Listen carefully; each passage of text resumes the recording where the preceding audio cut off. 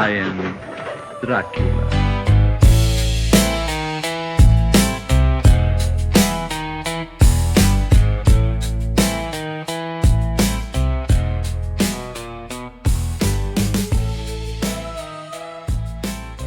Welcome back, everyone, to the Graveyard Club podcast today. Well, last week I did say we were going to do a 180 this week, and we're back with Godzilla vs. Mechagodzilla from 1974, Toho produced movie. I'm sure a lot of people are familiar with this one.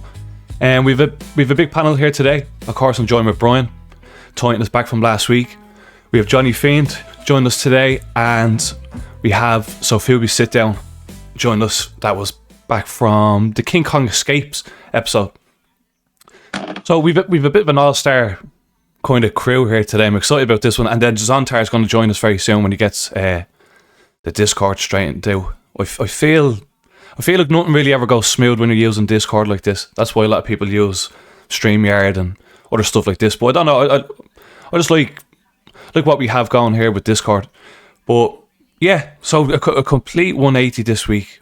We're talking about kaiju movies, and We did King Kong Escapes, and then we did Godzilla vs. King Kong, and I thought them two videos done quite well, except for, and I'm sure Sofubisitdown here would agree with me, Toho are very strict when it comes to sharing anything Godzilla related on YouTube.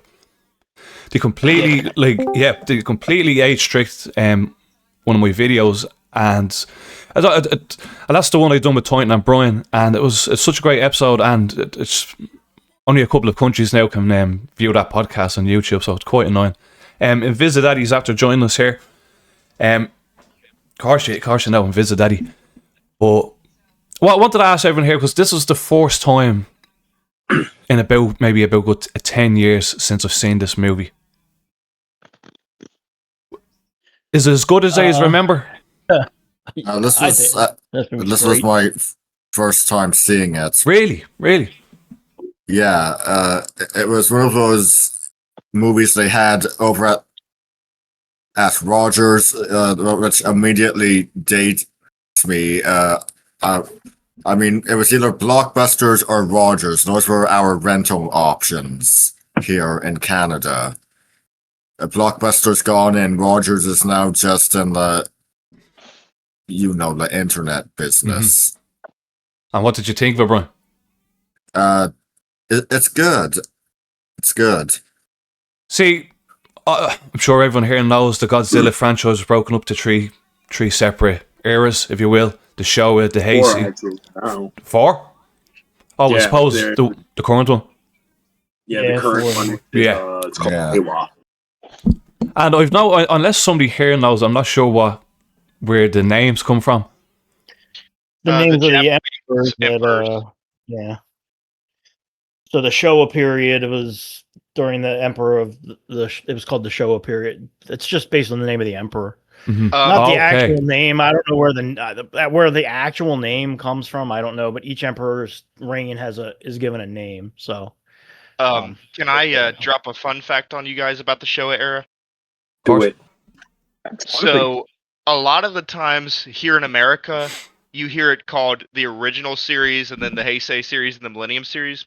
And the reason it's called the original series, and they don't mention it as the Showa era, is because Emperor Showa was the guy who ordered the bombing of Pearl Harbor.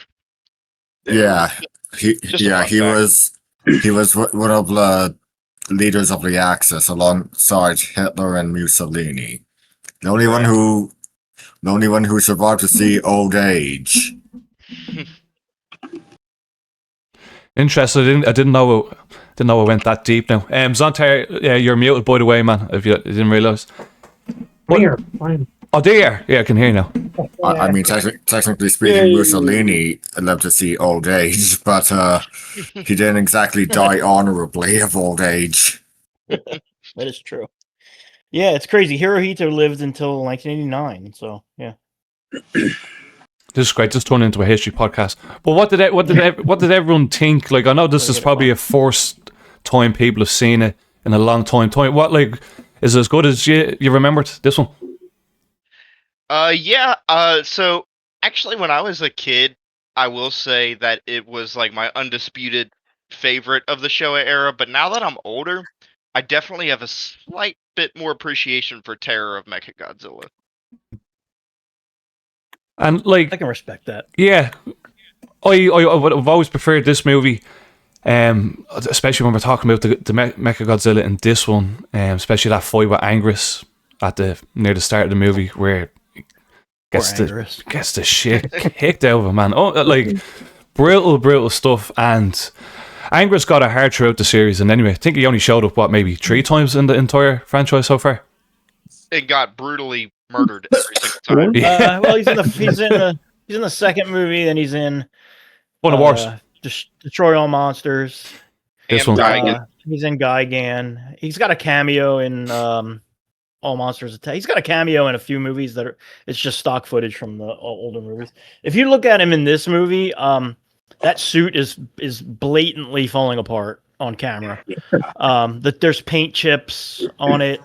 Both of his fangs, his main 2 front fangs, are both long been broken off. That suit's beat to hell. So. Yeah, and it wouldn't be until Godzilla Final Wars that he finally got a screen appearance again after the Showa era. Could have been earlier if Toho wasn't a dick about it. Yeah, we were talking about that on the Discord, right? Yeah. That would have been I think that would have been a cool GMK group of monsters, but yeah. Fun thing about this movie too is that it's almost, I mean, there's almost nothing changed from the American version other than the dubbing. So this is one of the ones that you can still find some places dubbed because Toho approves of the dub. And almost nothing's changed in it. It's pretty much nothing's cut out. Nothing's the music has not been messed around with. No strange dialogue changes or made or anything like that. So, the next one, the American version obviously cut out the nudity with Katsura, which is the only Godzilla movie with actual nudity in it. So. No, there's Megalon. Well, in Megalon, there's got the pinup girls in the back of the truck, yeah. In Terror Mechagodzilla 2, where they open her up and they open up her chest, yeah. But yeah, this movie's great, man. I probably watched this more than this one and the next one. And Terror Mechagodzilla are probably my 1 and 2 that I watch the most. Same. It's just and they're obviously they're not made with the production values of the 60s movies, but they're just really fun. I have a soft spot for that superhero era of Godzilla movies of the 70s, and I think these 2 are probably the best examples of that. The Mechagodzilla's appearance and the fight at the oil refinery are just really show what Teruyushi Nakano could do as a special effects director when given the budget and not being forced to use stock footage, because the explosions and stuff in that sequence are incredible, just unbelievable. One of the biggest standout things, one of my earliest childhood memories is watching that probably in like 1980 on TV and just being like amazed at the explosions during that sequence. So. It's a fun movie. I like it a lot. Is it a particularly well-made, great movie? Not really, but if I was going to watch it over, I'd probably watch it over the original because it's so fun. And I must ask, what's the continuity like in the Showa series? I mean, I guess theoretically this would take place. I guess in theory the last movie of the Showa series would be Destroy All Monsters because that takes place in 1999.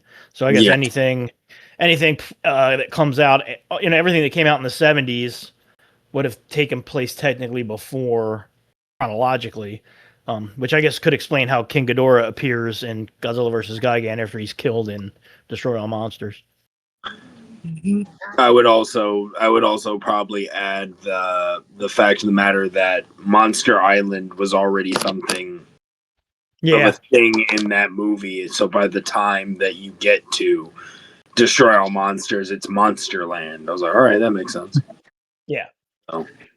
Because Godzilla is just sort of wherever in this movie. He comes out of a warehouse, for God's sakes. in this movie. His weirdest entrance ever. So strange. And I assume he just burrowed, that he somehow burrowed up under it, but which is also a strange. But you also have Anguirus burrowing in this movie also. So it makes sense for him because that's what he does. yeah, exactly. It makes much more sense for Anguirus to burrow underneath the ground than for Godzilla to burrow underneath the ground. But in both of these Godzilla versus Mechagodzilla movies of the 70s, both of his appearances in both of the movies are both very abrupt, his first appearances. Yes. So. Invisidaddy, when was the last time you would have watched this movie, man? Oh, probably 2000, 2001. Before this week, so it's been a while. Damn. Probably not as good as I remember it being, honestly. So I've only it's still great. Like it's a fun movie. Don't get me wrong, but yeah, the I don't know, Terror just seems the better movie. Yeah, so I really don't remember much of Terror, and obviously we're gonna review it maybe hopefully next week. But I recently went back and watched a lot of the Millennium Godzilla movies. I don't know. I find these ones are easier to go back to watch than the Millennium ones. I don't know what it is. Maybe it's.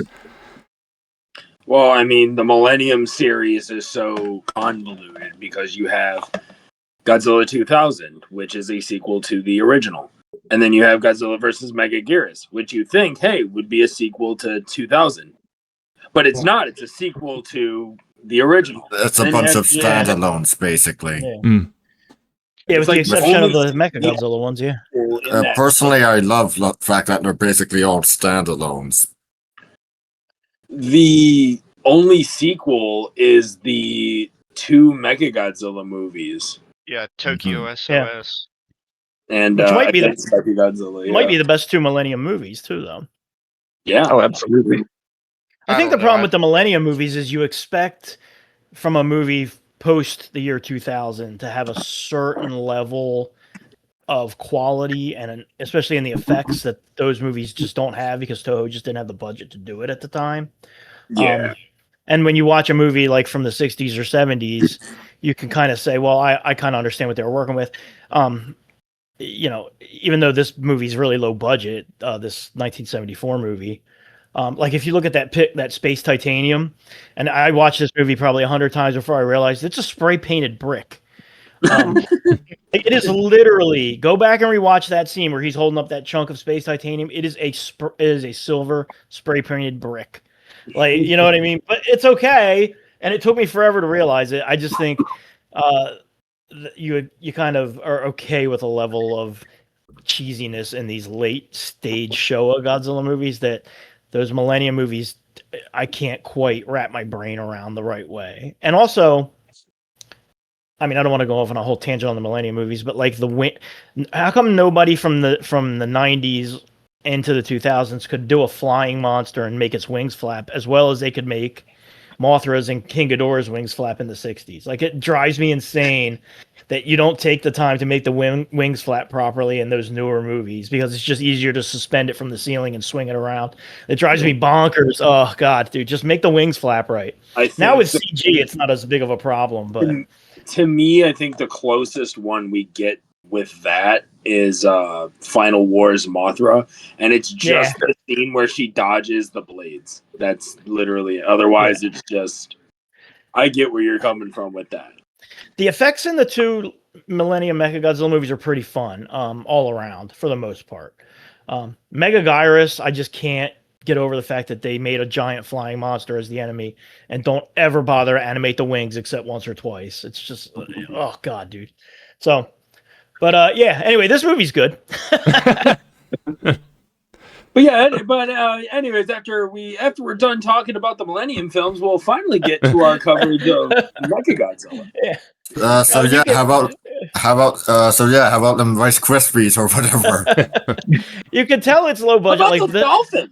All the stuff where they're on the boat and there's literally nobody else on the boat with them is always cracks me up. Like they take a cruise to Okinawa and you never see another person on that boat the entire time. It's no, you're wrong. No, there is another person on the boat. Other than the special agent and the monkey alien that tries to kill him. Which, fun fact, that monkey alien, when I was like 6 years old and saw this movie the first time, scared the shit out of me. When he turned into that green faced monkey guy. Well, it does to me.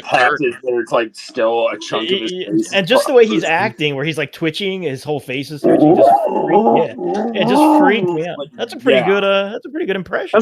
That was a fantastic impression. That was actually very good. Yeah. Now I do know that the Planet of the Apes movies were very popular in Japan. Oh yes. To the point that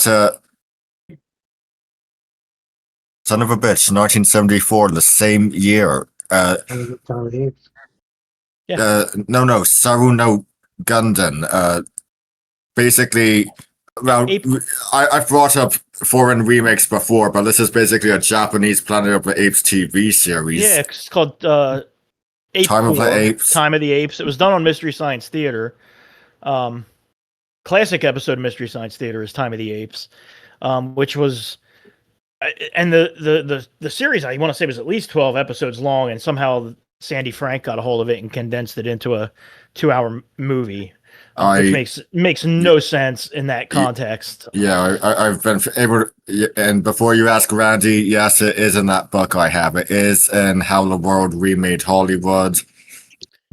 And I have been able to find it on the Internet Archive with English subtitles, so... Yeah. One of my favorite episodes of Mystery Science Theater, though, to be fair. There's one more person I want to ask. When's the last time you've seen the movie, and then we'll get into the plot. What about you, Zontarr? I just watched it yesterday/today. First time ever? Oh gosh, no, many times, but it was time to refresh. Yeah. Last summer, my local American Film Institute did the Showa series on the big screen, awesome. So I caught most of them. So I saw it on the big screen last summer. Fucking sick. That's cool. Yeah, that's cool. What? So the obviously the kind of thing they're teasing throughout the plot of this movie is King Ceasar. What do you think of him playing Spacey second fiddle in this one once he comes out? Like, for all of that hype that we get throughout the movie of him finally getting revealed, gets his ass kicked. He more or less gets his ass kicked, yeah. I mean, let's face it, it's basically Aztec Mummy. And the Aztec Mummy versus the robot may have fared better. Yeah. That damn movie. I remembered him being in the movie more. Yeah, I just felt like I always felt like he was more present, and then like he's not really there much at all. Yeah, he was mentioned on the back of the VHS, and you think he's going to be really important, and in essence, he kind of is, but no. Also, go ahead, man.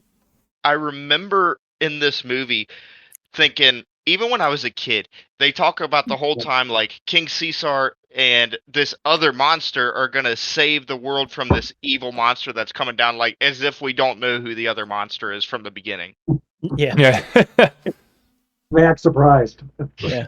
So, the whole Godzilla's a superhero? What? The whole prophecy of this movie is kind of strange too, the way it's played out, because the aliens obviously know about the prophecy, and they obviously kind of believe the prophecy. So it's like, why fulfill like, it's very odd to me, like that they're like, it's like they're self-fulfilling it in a way, because they're like, well, if we don't get this statue, we're just gonna lose, I suppose. Like it's all very odd the way the prophecy is even tied. I think the prophecy could just almost be eliminated from the plot and just have them need the statue just to resurrect King Ceasar without the rest of the prophecy nonsense, and it's still fine. And I also like that the dude has time to somehow get a fake statue made without telling anyone that he's had time to get a perfectly one-to-one made fake statue to carry onto the boat with him.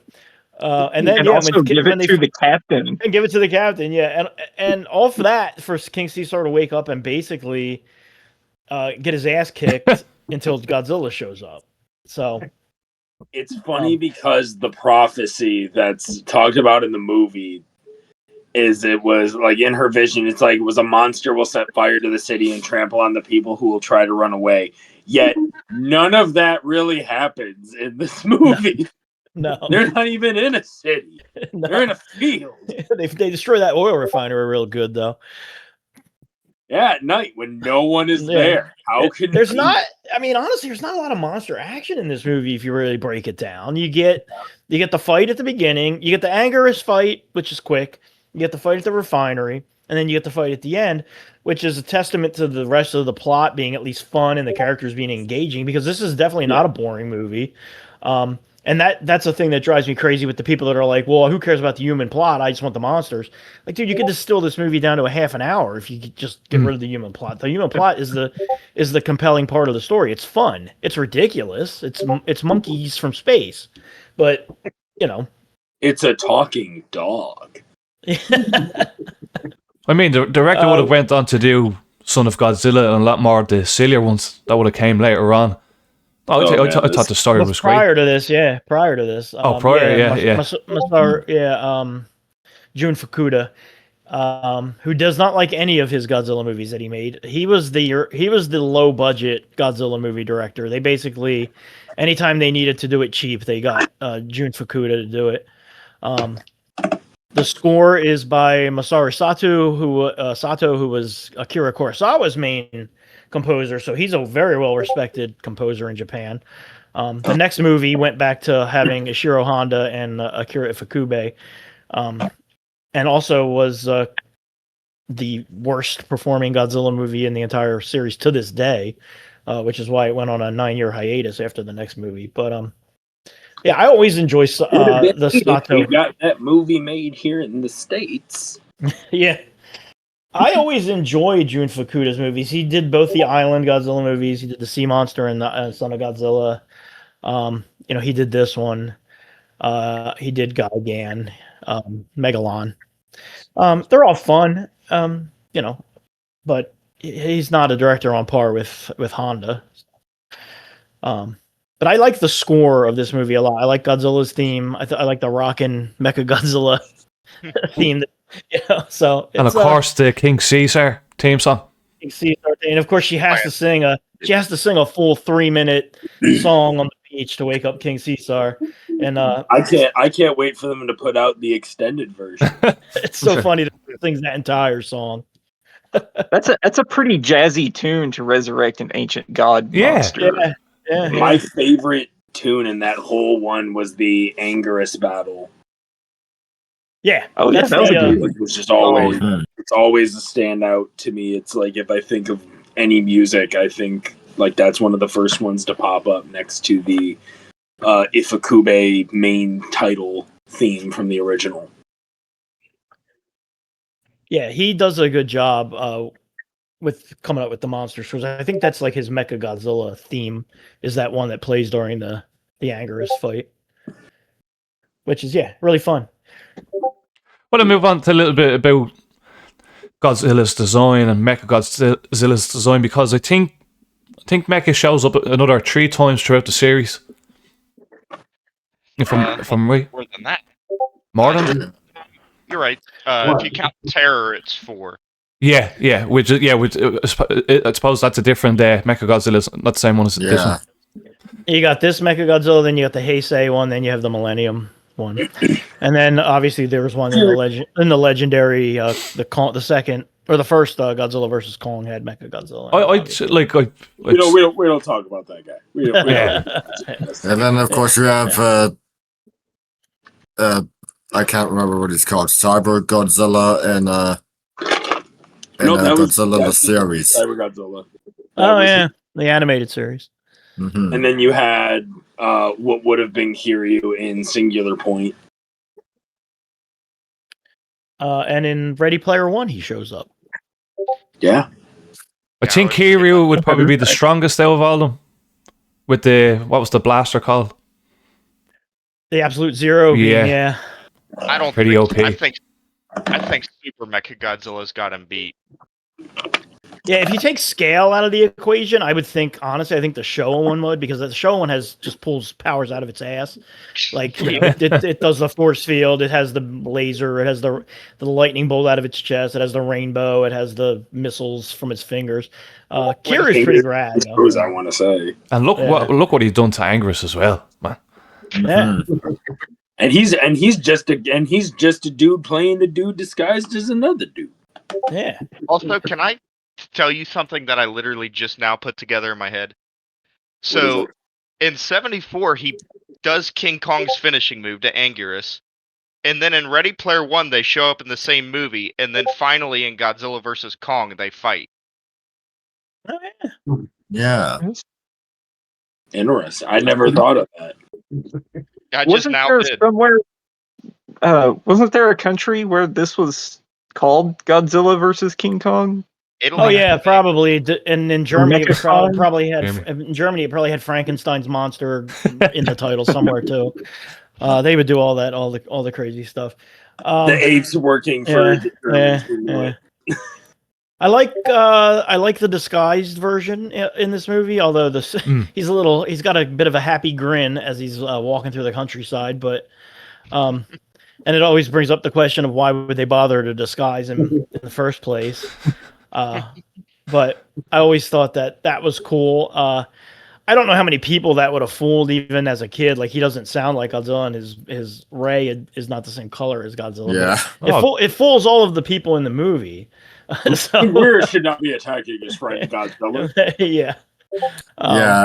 In the book, Godzilla, the first 70 years, it's talked about how Godzilla versus Godzilla was basically something that was being talked about or whatever. And yeah, the basic idea was that Godzilla's the strongest thing, so the only thing that could really give him a real run for his money was another Godzilla. You're talking about the book by Steve Rifle and Ed Godziszewski? Yeah. That's a great book. The Godzilla suit in this one's good. They changed him from looking like a puppy in Mechagodzilla, which is nice. So he's got a bit of a more serious. He's still got a bit of the cuteness that they were going for in the previous movie, but they did a little revamp on the head design to give him a little bit of a serious look. He looks more serious in the next movie. But again, pretty good. New suit, which is always nice. Like I said previously, the Anguirus suit's just falling apart. I'm sure they just pulled it out of storage to film those two sequences. They did Anguirus what they did to Rodan. Dirty. It's true. Like, the reason why I wanted to kind of review some of these Toho Godzilla movies, because obviously the new one's coming out, Godzilla Minus Zero. What your guys' thoughts on that one? Like, is any hopes for that? Obviously, Minus One was fucking amazing. Yeah. Minus One is one of the best movies I've seen in like the last 20 years. Like, it's a fantastic movie. It has a lot to live up to, which is my only concern is that it has a lot to live up to keep that standard of quality. I don't know how you do a sequel and keep that level of storytelling and quality. So I'm cautiously optimistic. I'm very excited about it though. I'm hoping for the same sort of movie as you were saying, Sofubi, like that, but just adding an extra monster in. But there's a part of me thinking that they could surprise us all and make this a bit more, not exactly like the legendary movies, but maybe a little bit more along the lines of that. Because I can't see them doing multiple movies with this serious tone. Yeah, I'd like them to jump around a little too. I think it'd be neat if they if after this one maybe they jump to the 60s or something, and then maybe did one in like the 70s and kept a more serious tone, because I think you've got the monsterverse, which is just doing straight up like comic book nonsense. I mean, it's just, and they're fine for what they are. Compete with the MCU. Yeah. And they can have it both ways if they really want. I just don't want them to jump the gun. Toho is notorious for being impatient, and we know in the Discord, I know we talked about how GMK was originally going to have Godzilla fighting Varan and Baragon and Anguirus, and Toho made them change it to Baragon, King Ghidorah, then Mothra, which then made them have to turn King Ghidorah into a hero. Like, I'm fine. I hope they don't force Mothra or King Ghidorah into this movie. I hope it's another. I've seen people say Hedorah, which would I be fine with. I've seen people say Anguirus, which I'd also be fine with. Something a little more grounded. Hedorah is obviously not super grounded, but no. Personally, I think Toynton also said in the Discord, Anguirus would be a perfect forced monster to face off. As you said, very grounded. You could makes build sense. Yeah. You know, man. And then like in the 5th movie, we could get something like Ghidorah. You know what I mean? Like, that's the one thing I'd say about the legendary movies. I think we got too much too soon, but obviously they were getting the monsters from Toho. They were probably only allowed a very small selection of monsters to use. That's why we got the Scar King, or whatever his fucking name was. The Scar King. We got bootleg Kong and Lizard Godzilla that wasn't Dave or whatever. Doug. It was not Doug. Yeah. I mean, that was originally just a Kong. That was originally just a Kong movie that you can tell because Godzilla really doesn't have anything to do in that movie. It's a pity the because way I feel, I have not even watched Godzilla New Empire, but I was like, I looked at it in every trailer and I'm like, this should have happened like 6 or 7 movies down the line from like their end game. Yeah. This should have happened like 7 movies after the events of Godzilla vs. Kong at this point, and it was just, I don't know. I don't think they really have a plan. Like they don't have like a goal or an end game in mind for those movies. No. So they just make up whatever they need. Well, I guess that might be better in some ways because they don't have everything planned out. They can just do it one movie at a time. Yeah, and the way I think about it, like, Toho's not giving them the whole roster of monsters to pick from. They're probably getting them as they're going along. That's why we got Ghidorah in the second movie, the second Godzilla movie. That's when I thought, like, that's way too soon. That's at least 3 movies in. I'm not really complaining. Ghidorah's my favorite Toho monster. And that's one complaint I'll never give about the Legendary series, the way they done Ghidorah in that movie. Excellent. Well, here was the thing. What they could have done was they set up a massive idea, because you have in Godzilla vs. Kong, Ghidorah, the 2 of the Ghidorah heads are, like, one's in Mechagodzilla's head, and the other one's being Jaeger piloted by, what's his name? Honda's son. Yeah. In like with like a little headpiece and stuff, and it's like, that's kind of cool and all, but there was still a 3rd head, which we know about at the end of Godzilla King of the Monsters, and it's like, you could have still gone the route of having Legendary, could have still gone the route of doing Ghidorah, like, or a Ghidorah-esque villain. I know a lot of people were like, oh man, they introduced the Oxygen Destroyer, that means they got to introduce Destroyer. I'm like, you could literally use Destroya DNA, combine that with King Ghidorah, and have this new monster, like, continue where Ghidorah didn't work. And that could have been, the way I pictured that was like 2 or 3 films altogether. And I was like, well, we're done with Mechagodzilla. I guess Ghidorah is done. What about that 3rd head? No. It wasn't the head. Charles Dance didn't find that at the end in the post-credit scene. I'd be fine with just introducing, like, aliens into the whole series, because at this point, why not? I mean, that was the idea. Might as well, Like, they're just like the whole point of Ghidorah terraforming. It should be an alien-controlled monster. I'd be fine with, after whatever. I mean, apparently this movie's got. How are we talking about the Legendary Godzilla? This movie, apparently, Space Godzilla is the villain. Which I'm not looking forward to it. I guess that's when we were talking about King Kong Escapes, we ended up talking about King Kong versus Godzilla a great deal. So why are we not surprised? Yeah, no, it's meant to be Space Godzilla, but also there's rumors that this movie is building up to another villain monster in the next one. Like Destroyer, maybe. Maybe Destroyer. I really want a Hedorah in one of these series, either in the Legendary or the Minus series. I think Hedorah is a cool monster. I feel like with the turn that we're taking in our own, like our sense of pollution, like, yeah, we're still greatly polluted, but I think what they're going to do is, if they do Hedorah, it's probably not going to be something of an alien. It'll probably be something more like the trash monster from Godzilla the series that gains sentience and then becomes its own thing and begins to evolve as a life form. I think like that would be. Well, if the Minus, we all know Legendary won't do that.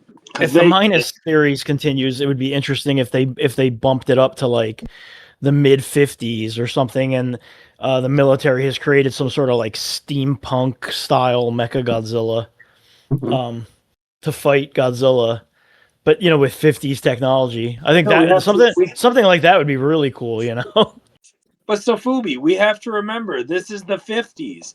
They still had lead in the gasoline. They gonna pump that boy full of it. Yeah, just a big like gas powered Mechagodzilla to fight. It only gets 3 steps to the gallon before it completely burns out. Can we get back to Godzilla versus Mechagodzilla before I go on a spiel about how Legendary just turned Kong and his species into giant seagulls? Yeah, it's quite, dude. We need to do. I think at this point we need to do a Legendary hate video. It needs to happen. That doesn't. We all need to get our frustrations out. Let's do it. Yep, there it is. I mean, I don't necessarily hate the movies, but I do have some issues. Right. No, let's do what Are You Scared of the Dark Universe is doing. Let's just do our own. Let's show them that we can improve on their product. I actually have to bring up the Google Doc because just how damn divided are these movies? I don't hate them. I just don't. They're just very secondary to the real. Oh, there we go. I put Kong Skull Island under giants, and the rest are under dinosaurs because Godzilla. So this was originally released in the theaters as Godzilla versus the Bionic Monster, and then they were threatened with a lawsuit because of the Bionic Man. I'm guessing because of the $6 million Man and the Bionic Woman. So it was changed to Godzilla versus the Cosmic Monster. Which is a better title. Which is definitely a better I mean, they were 100% using that Bionic just to cash in on the popularity of those two shows. And then it was it got that, and depending on how old you are, I still have mine, the VHS release of that.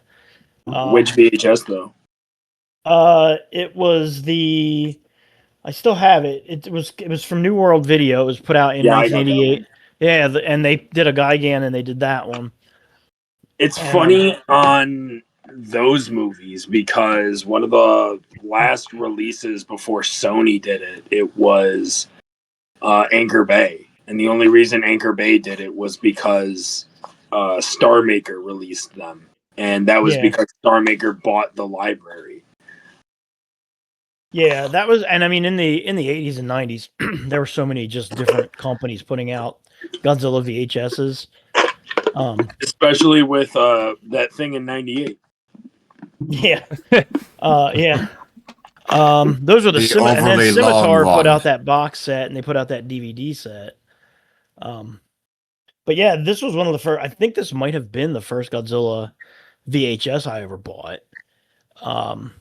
It's definitely very early on in my discovering of Godzilla where I saw the movie. Like I said, I probably saw it in like 1980 or something on TV. And I remember it's the ending fight. The fight at the end of this movie is very bloody. Until Godzilla pulls that power out of his ass, where he turns into a magnet. For some reason. Yeah. And And then the next movie just is a straight sequel. It literally starts more or less like 6 months after this movie ends. Some of the same characters are in it who are abruptly killed off. It's rare that the Godzilla series does that. Yeah. Are they the same characters or just the same actors? In the submarine at the beginning, you have, is it Masaiko? No, Keisuke, I think, is in the submarine at the very beginning, who's like the main character of this movie, and that's the submarine that Titanosaurus destroys. And then but I thought it was a different character. No, it's supposed to be the same dude. And then the guy who gets shot in the woods by the aliens is the Interpol agent. So, so neither one of those guys have happy endings. Now, Akihito Hirata's in both movies, and he plays very different characters. And he's obviously a good guy in this one, and he's Dr. Mifune, who's like the main villain of the next one. I'm watching it currently, and I watched it in English. What did you guys all watch it in? I watched it in English. Watched it in English. Japanese. Yeah, I'm watching it in Japanese. Going off of literally my memory because that's how many times I've seen it. Yeah, I've seen it so many times I can turn it off and I can just lay on the couch with my eyes closed and just sort of listen to it, and I know exactly what's going on. I prefer the English dub of it because it's the one I grew up with, and because it's not really different. So I don't feel like I'm doing the movie a disservice by watching it in English because it's basically the same movie. Some of them obviously are very different, but I'll watch an English dub when I can, man. I think it's on the Criterion Collection. This one is in English. There's a lot of the ones. It has both for this one. Both, yeah. Only certain ones did Toho allow them to send the English dub with. All the ones that were dubbed in Hong Kong, which you can tell the ones that are dubbed in Hong Kong because they all have British accents, and this is one of them. So, but yeah. Imagine we done our own dub version. I'm currently watching the Japanese version now, though, and King Ceasar has just woken up. It's just such a cool character, man. And with a cool story. The costume's not great. The fact that his eyes are just light up flashlights and not actual eyes, I think does it.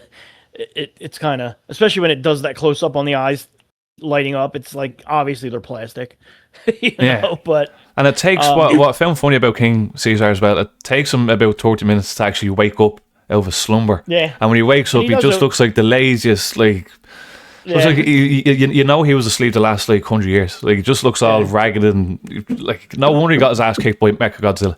He just wasn't up for the task. My favorite part is of just King Ceasar is he just as you said wakes up, and now it's an extension because afterwards I was like, all right guys, we'll go back to bed now. Yeah. Well, his ears shoot up in the air. He's like, why'd y'all wake me up? And he sees Mechagodzilla. His ears shoot straight up in the air. I think the best part of it was Ceasar mid ass kick. He hides behind that thing, and Mechagodzilla uses his lightning bolt to cut the top off of it, and you just see King Ceasar behind it, oh shit. Yeah. Oh yeah, that's awesome, dude. He shoots that little rock. Yeah. Dude, Mechagodzilla is great in this, man. All the stuff he does all the stuff he does in this final fight is rad. The spinning head to a force field is awesome. Yeah. Mm-hmm. And when he's taking on either monster in the middle, excellent. This Godzilla knows how to fight, which is interesting because who would be the strongest Mechagodzilla? Would it be Kiryu, I suppose? Then I don't think I heard the definitive answer because he's a more modern. But I think this Mechagodzilla would definitely defeat the '90s Mechagodzilla. Scale not being an issue if they were all the same size. And not to invite another tangent about the monsterverse. Oh my god! But no, don't worry. But the Mechagodzilla in that universe is quite fucking OP as well. I wondered how he would fare up. Yeah. The only gripe I have is the design, even back then, and the person I saw it with actually made me see it in a different light and appreciate it this way.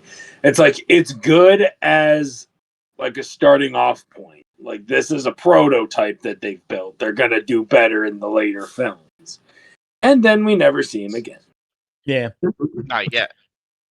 Well, I mean, maybe this is Mechagodzilla. slightly on topic, but as of last year, we all know that the Ninja Turtles franchise has taken up doing these crossover figures, and they did the first 3 of Ninja Turtles and Godzilla, and the new wave has been announced, and one of them, one is Mechagodzilla, the Shredder as Mechagodzilla, the other is Splinter as King Caesar. Sweet. I like that, but I don't. Splinter's like King Ceasar is pretty as cool, actually. Mechagodzilla. I think the Technodrome should have been Mechagodzilla, 100%. That's good, dude. I'm not gonna lie. I'm impressed that they're giving King Ceasar props and putting him in that line. That's cool. Yeah. Like, to me, Krang in his android body should have been Mechagodzilla. Yeah, he would have been a good Mechagodzilla. That also would have been really good. Yeah.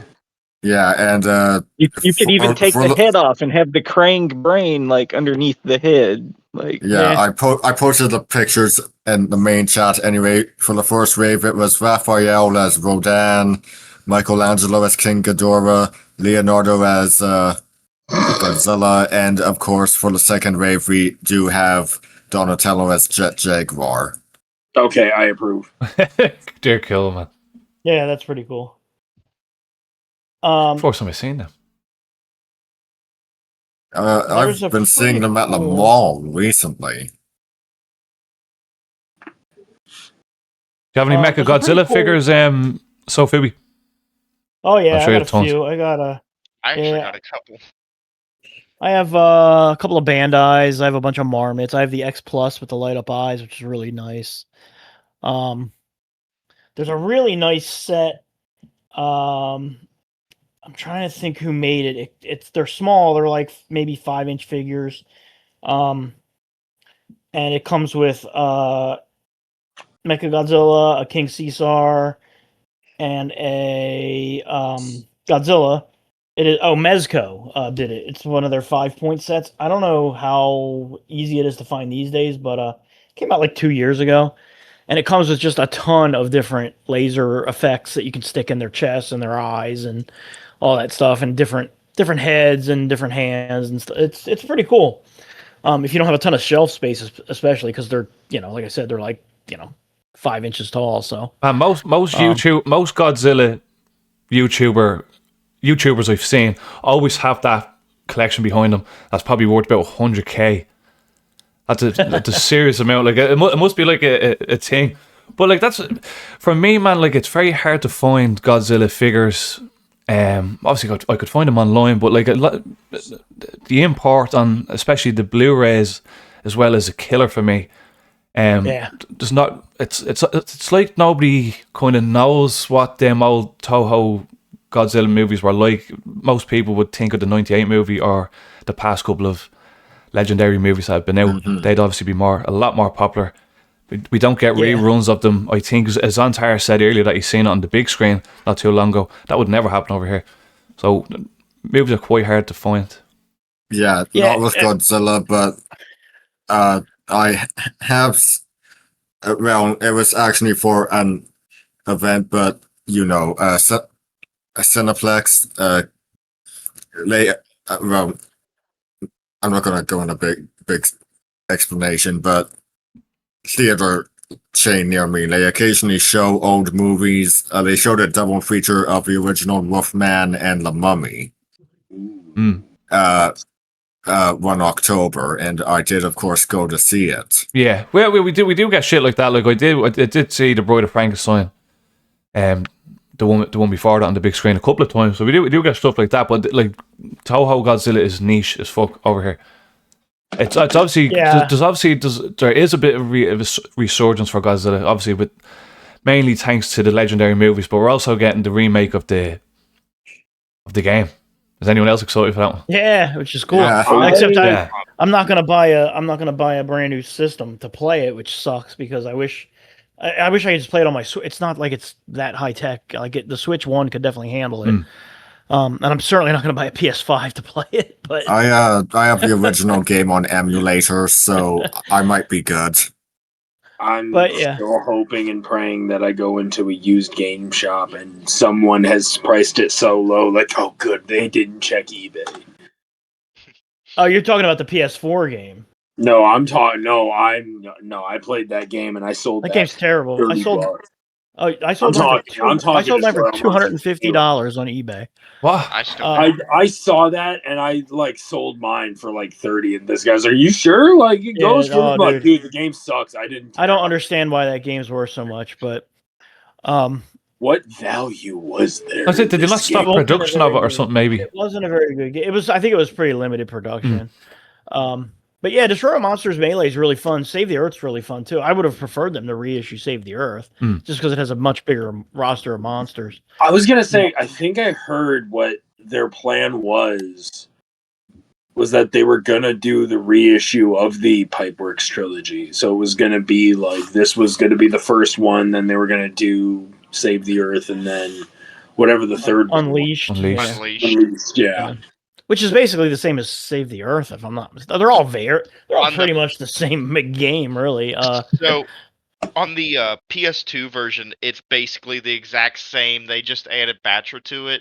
But if you play the Wii version, it is so much different. Like, that's clearly where they spent their time making that game. Yeah, I don't know. That's not a game that would move me to spend $500 on a new Switch or $800 or whatever the hell a PS5. It's so outrageous. But actually, that's interesting because that brings me to what I was going to say when we were talking about owning these movies. Buy them if you want them, because this news with Sony, with now all their games starting in 2028 will only be digital, is just. I just think that's just the dude. I just think like everything is going down that path. And if you want something to own something, you need to actually have a physical copy of it in your hand, or else they're going to take it away from you. Like if you bought this movie for $3.99 or whatever on Amazon today to watch it, they could take it away from you tomorrow. You know, which Sony just did to a bunch of people with their movies. So I have all the Godzilla stuff on Blu-ray. I have the Criterion set. I have a bunch of Blu-rays. Like, I don't own a bunch of physical media anymore. 90% of my physical media is giant monster movies or B movies or like classic horror movies. But and I mean those are I dug out of a dumpster. Yeah, but those are the ones to keep because like who's to say when the classic, like the Hammer horror movies aren't going to be available streaming. I mean, yeah, they might be right now, but you might be better off. But I mean, it might cost you today, but if you have to wait until they're no longer available streaming and buy them, and pay that late tax because you didn't buy them physically, and now they're all, each movie's $100. Like, come on, So it's funny because I'm of the same thing. But I'm also on that same end of the spectrum. There's a lot of these versions that came out. Like the only available Destroy All Monsters right now is the one with like the Japanese intertitle, and that's cool. But when I think of Destroy All Monsters, I think of like, the sun coming in and then the title rising up and smash. The AIP dub, with like the English credits and stuff like that. Mm-hmm. Yep. That's impossible to find. I actually got lucky and found the ADV, like the 50th anniversary release. Yeah. It had no special features. So there's two dubs of that, as well as the original, obviously. There's the AIV one, which is the one that more than likely you grew up with, which is the one you were talking about. Yeah. And then there's the one that they kind of did. I want to say they did it in the 90s, which is it's fine. But yeah, the trick is to get them. And look, like I'm not gonna say go on the Internet Archive and get them from there and put them on a hard drive. But I mean, if that's what you need to do to get the original dubs, because like take a movie like Godzilla 1985, which is the Return of Godzilla in Japan. The only version of that that's available is the Return of Godzilla. But if you grew up with Godzilla 1985, like I did, the only way to get that is to go like on the Internet Archive and go get it. And There's a lot I have to say on that movie, and I'm not gonna say it I love here. that movie. If you guys ever want to do that movie, man, I am all in. Trust me, I am game to be a part of that conversation. I love that movie. I mean, it would make sense if we're going to do the next Mechagodzilla movie, then the next one in line would be that one. So there it is. I mean, we might be doing Cat People after the next Mechagodzilla movie because I can't remember. I mean, I think we were talking about it during the last Val Lutin film, which wasn't too long ago. Well, then we're going to do it after 3 films after the Cat People. We're gonna come back around. That's it. We're gonna be doing Val Lutin and Godzilla movies. It's fine. Godzilla's big business, man. You know, there's Godzilla YouTube videos. Toho, if you wind up watching this, please don't take this video down. We really have. Well, did they take them down? Because I feel like they're fine with discussions and stuff. It's when you get into adding clips. I feel like is where they get very, very crabby. Did you not take your one down, Sofubi, for playing on a TV in the background? Yeah, you know what they did? It wasn't them. It was Universal Pictures that did it. What? Because of Kong, yeah. Oh yeah, they get mad about that. Now, I'm sure Toho would have eventually found it, but yeah, I've never had a problem with any of my stuff that I do. And I've even used like snippets of music, and I've gotten like the copyright warning, but it's like, dude, no, I'm not gonna. It's not getting monetized anyway. I don't have 1 million followers, you know what I mean? So it doesn't matter. Yeah. But yeah, they will flag your footage for sure. I don't know. Have any of you guys ever watched Brandon Tenold's? Yeah. Yeah. Every time he does a Godzilla movie, so much of it gets flagged. So it's the same if you just did Big Action Bill, he had to turn his entire review of those Godzilla movies. He had to change them all around. Yeah. So if you did static photos, I think you'd probably be fine. You know, but as long as we're on the subject of Toho films, since next month is August and August 30th is Frankenstein Day. Which means we'll be doing Frankenstein movies that month. Do we want to? Hell yeah, we do. Do we want to put Frankenstein conquers the world? Yeah. Do we want to put that in there somewhere? Then we'll think about. We definitely need to do Frankenstein's sons. War of the Gargantuas. Yeah. I mean, dude, Frankenstein conquers the world is so fun. That was. I mean, a long time since I've seen that. Oh man, it's so fun.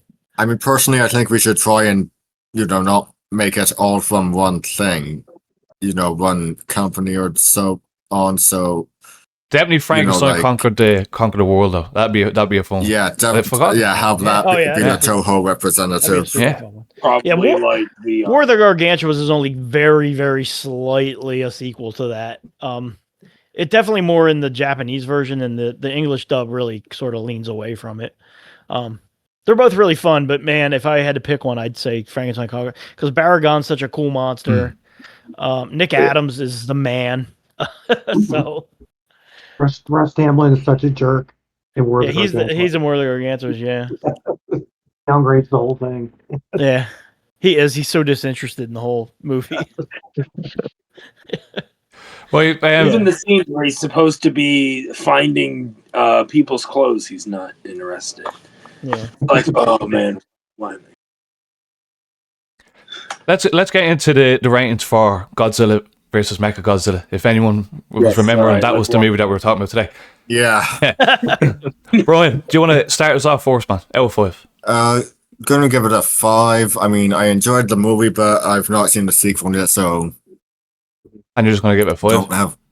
Yeah. Are we rating out of 10 or out of 5? 5 out of 5? Okay. Yeah. What about you, Invisidaddy? I'm going to go with a 4. Mm-hmm. It's good. I think the build-up for King Ceasar kind of is a bit of a wet blanket towards the end. But Mechagodzilla is great. He's got a surprising amount of personality, especially in this first fight with Anguirus. You get to see him. He's performing a lot more than like Godzilla does during that fight, and he's a fun villain. I just think Terror's the better movie. So I give this one a 4. Good shout to say. I'm going to give it a 4.5.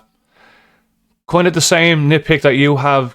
King Ceasar was kind of prick teased the whole movie. Great reveal, but for him to get his ass kicked, and he was meant to be the world's the Earth's defender. I loved the score of this movie, as we were talking about earlier. I actually really liked the design of Godzilla. I know it's still on a little bit of the goofier side. It was getting better. I did still like it. The monster fight scenes were brilliant. Especially that Angus one. Like, that actually took me off guard. I was like, I didn't think these Showa movies were that graphic. But that was a nice surprise. And yeah, what really set this one apart from the other ones I've been watching lately is the human side of the story. Obviously, we have the Planet of the Ape looking sort of aliens come down. I love that whole little side piece. It was usually. It could be debatable, but usually the human plot does be so and so in these early Godzilla movies. So it's not too much of a focus in the movie. Now, I could nitpick that the monster fights didn't really have much sense of scale, which a lot of the Showa movies kind of lose. Not all of them, but some of them kind of lose the sense of how big the monsters are. A lot of the scenes just look like two men in rubber suits fighting. But my main nitpick would be Ceasar. He's such. I love the design of Ceasar, and I think we don't see him again until Final Wars. I think he shows up in Final Wars. Yeah. So yeah, I'd give it a 4.5 out of 5. I really liked it. I'm actually really excited to check out Terror Mechagodzilla. So Phoebe, what about you, man? I think we agree with you. I think we go to 4.5. It's not, of the two, Terror Mechagodzilla's, I prefer it. But yeah, the stuff this movie does well, I really like. I love, like I said, the oil refinery fight between the disguised Mechagodzilla and Godzilla is just completely insane to think that they had two guys in suits while all that shit was exploding around them. Is crazy. And it's really well done. I like the way the people are integrated into that shot too, where they're watching it through the windshield of their car, and it's done in a way where it looks like they're actually there, which is pretty cool. The way the lights and stuff are reflecting on them. If you go back and watch that scene, that's really cool. I really like the score. I think it's really fun. King Ceasar is kind of lame. Mechagodzilla is great. I love the space. The space apes are so cool. 4.5. I think, like I said, I'd give the next one a little bit of a leg up, but this is a great flick. I love it. Fiend, what about you, man? I'd probably do it same grade, 4.5 out of 5. There is a lot of gripes that I have with the movie, but I mostly look back on it with a very nostalgic sense, because I was a kid at the time when I saw that movie on TV. And while I could rate it 5 on that, there is a lot of problems with this movie. It's a very human-centric movie, which isn't the problem. It's just the fact that, I don't know. It's hard to put my thoughts right now. My brain is mush. There's all that talk about the monsterverse. No, we went on that tangent. Again. Tony, what about you, man? I would say 4.75. I would say it's near perfect.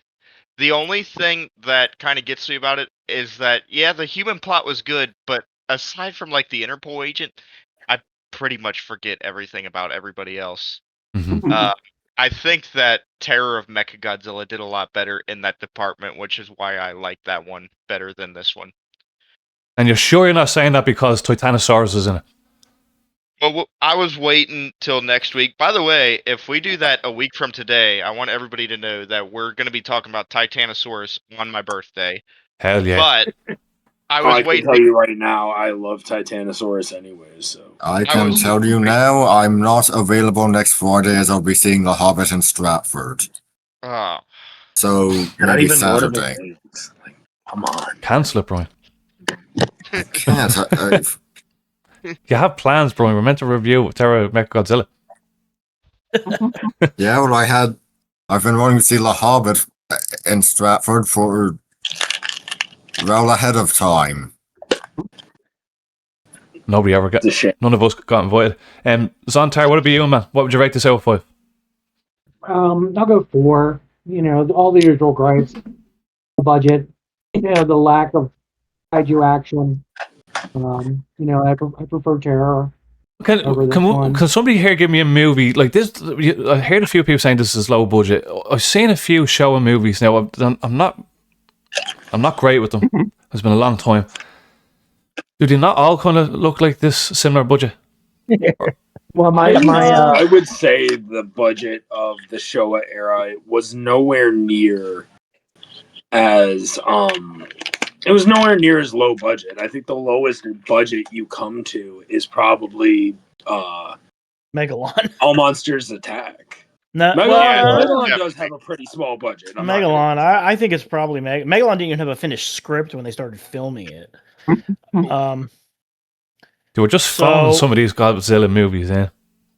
You got to think about the budget goes to building miniature sets and miniature cities and miniature military.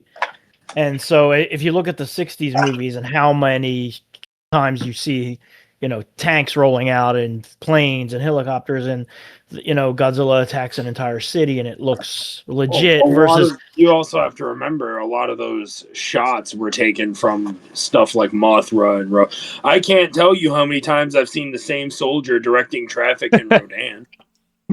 They do use Rodan. To show, it's like, oh, hey, there he is. Perfect example is Godzilla versus Gigan and Godzilla versus Megalon. Pretty much any city destruction in both of those movies is from a 60s movie. All of it. To the point where they made Megalon's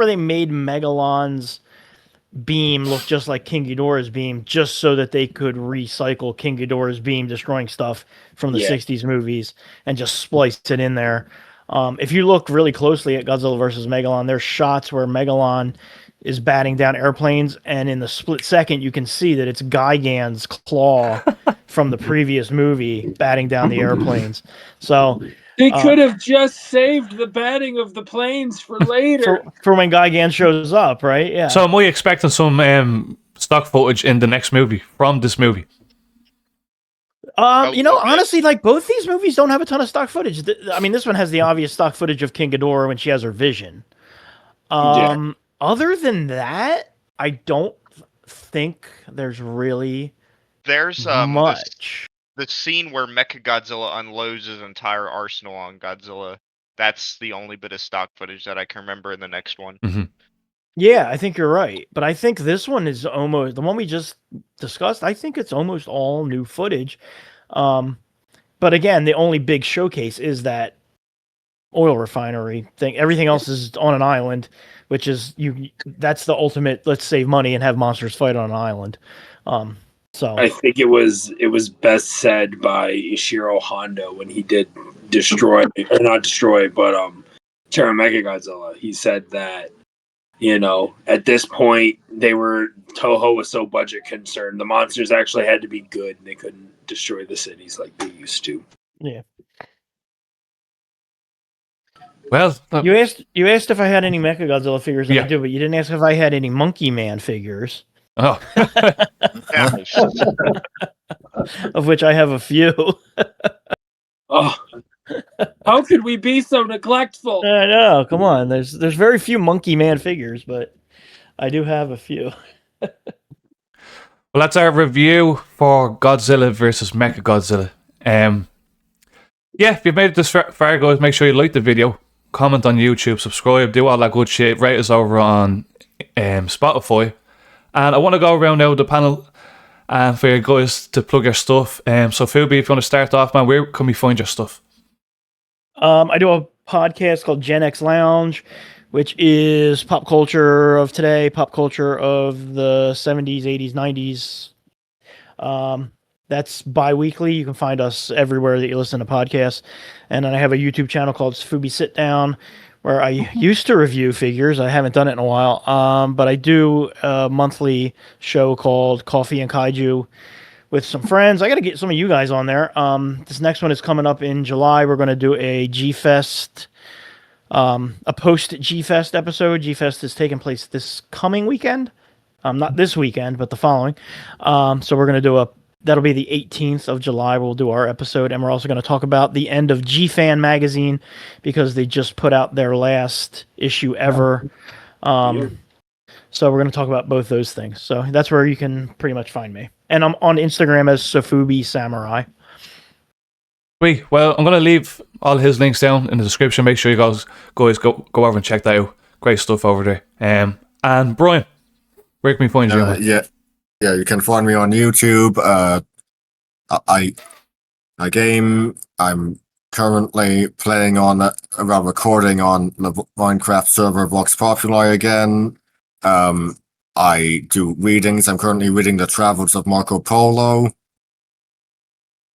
which is a very, very long book. And I am doing reaction videos to the podcast Are You Afraid of the Dark Universe?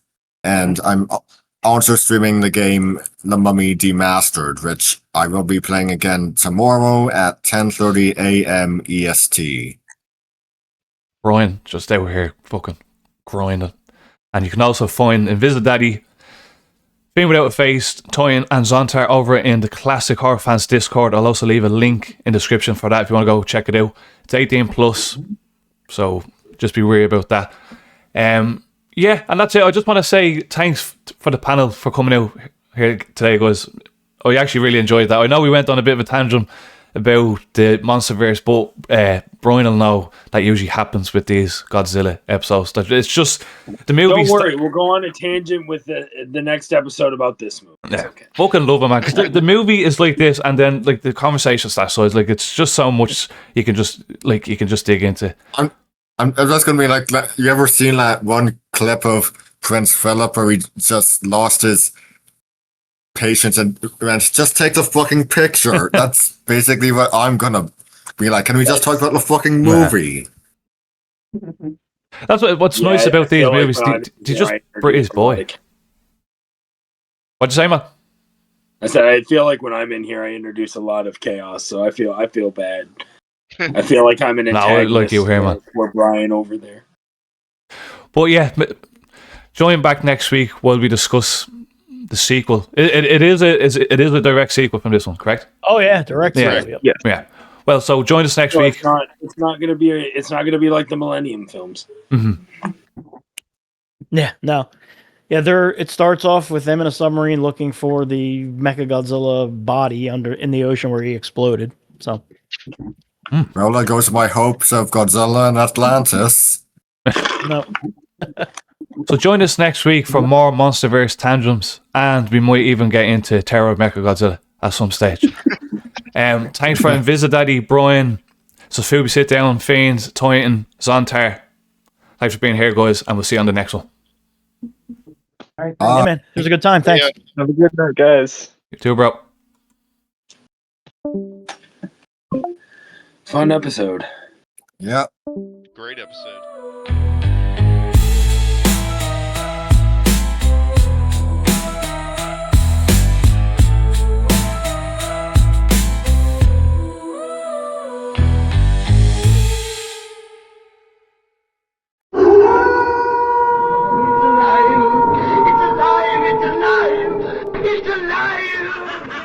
I am Dracula.